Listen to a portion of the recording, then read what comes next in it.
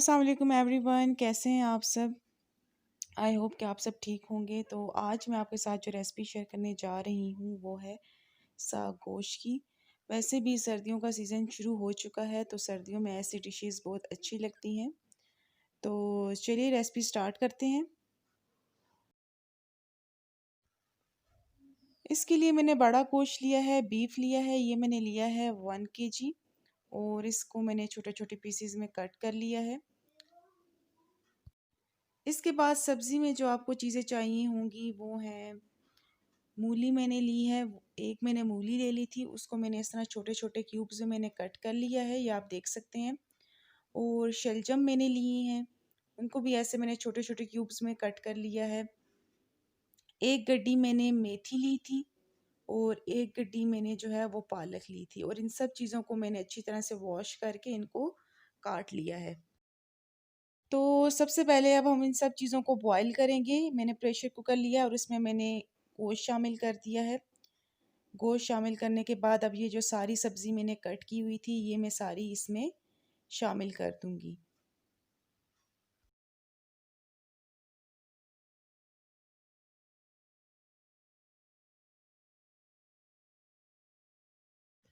तो अब मैं इसमें शामिल करूंगी तकरीबन 3 जग पानी। पानी आपने इसमें ज़्यादा शामिल करना है।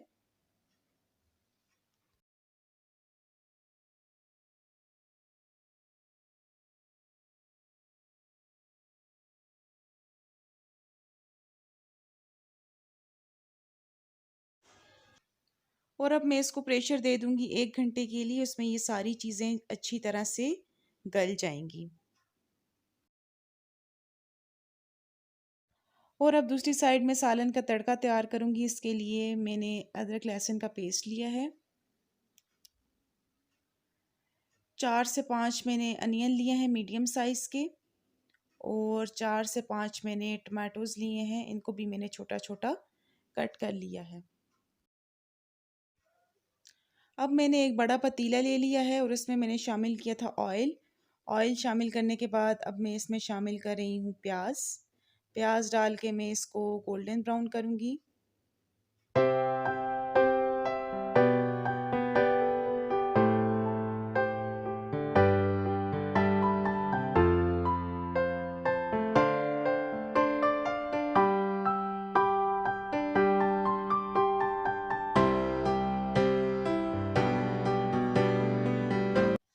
और अब मैंने शामिल कर दिया है अदरक लहसुन का पेस्ट, और अब इन दोनों चीज़ों को मैं अच्छी तरह से कुक कर लूँगी।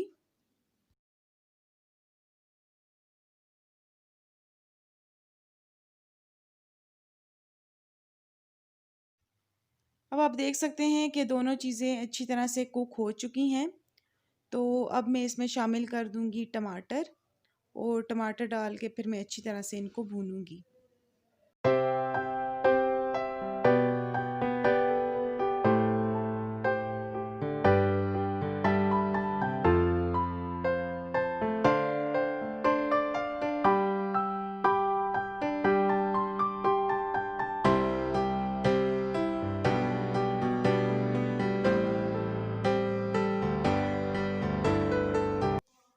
इसमें ज़्यादा मसाले नहीं डलते, सिर्फ मैं इसमें शामिल कर रही हूँ 1 tablespoon red chilli powder, ½ tablespoon में इसमें शामिल करूँगी हल्दी, और सॉल्ट जो है वो आप अपने टेस्ट के अकॉर्डिंग यूज़ कर सकते हैं। और इसमें बाकी कोई मसाला इसमें नहीं डलता, क्योंकि सब्जियों का ही इसमें अपना टेस्ट होता है, वही अच्छा लगता है।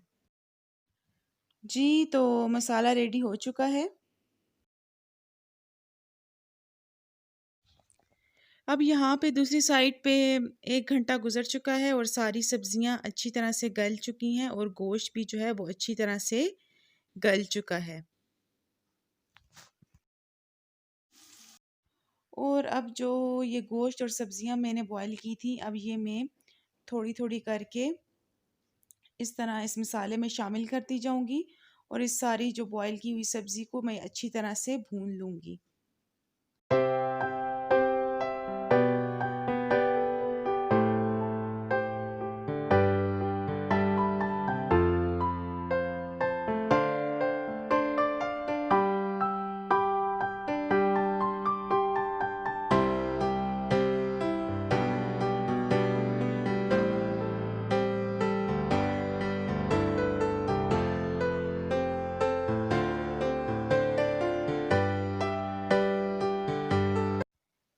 اب جو یہ میں نے ساری سبزی بوائل کی تھی یہ میں نے ساری اس میں شامل کر دی ہے مسالے میں، اور اب اس کو میں اچھی طرح سے بھون لوں گی، اور بھوننے کے ساتھ ساتھ میں اس کو چمچے سے اس طرح میش بھی کرتی جاؤں گی۔ یہ دیکھیں، آپ دیکھ سکتے ہیں کہ میں چمچے کے ساتھ ہی اس کو اچھی طرح سے میش کر رہی ہوں۔ آپ نے اس کو بلینڈر میں ڈال کے اس کا پیسٹ نہیں بنانا، آپ نے اسی طرح سے اس کو میش کرنا ہے، کیونکہ آلریڈی ساری چیز بوائل ہوئی ہوئی ہے تو یہ چمچے سے بھی میش ہو جائیں گی۔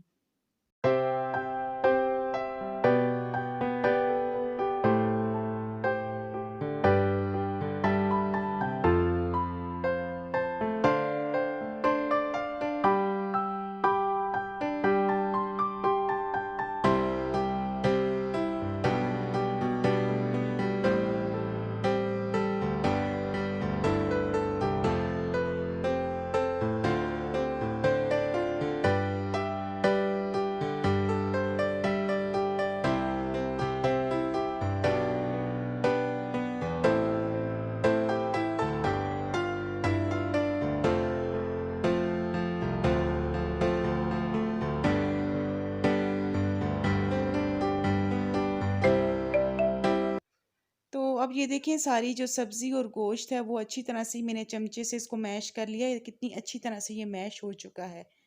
تو اب میں اس میں شامل کر دوں گی یخنی، وہی جو ہم نے ساری سبزیوں کی اور گوشت کی جو یخنی تھی وہ اس میں شامل کر دوں گی، اور اس کو ڈال کے میں اچھی طرح سے یخنی کو میں اس میں شامل کر کے اس کو اچھی طرح سے کوک کر لوں گی۔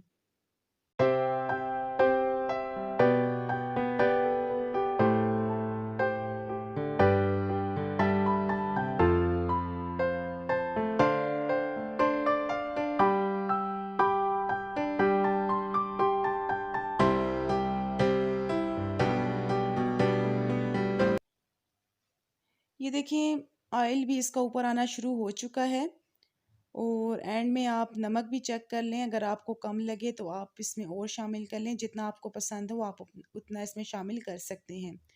اور بس اینڈ میں اب میں اس میں ہرا دھنیا اور ہری مرچیں شامل کر رہی ہوں، اور اس کے بعد پھر میں اس کو آپ کو ڈش آؤٹ کر کے دکھاتی ہوں۔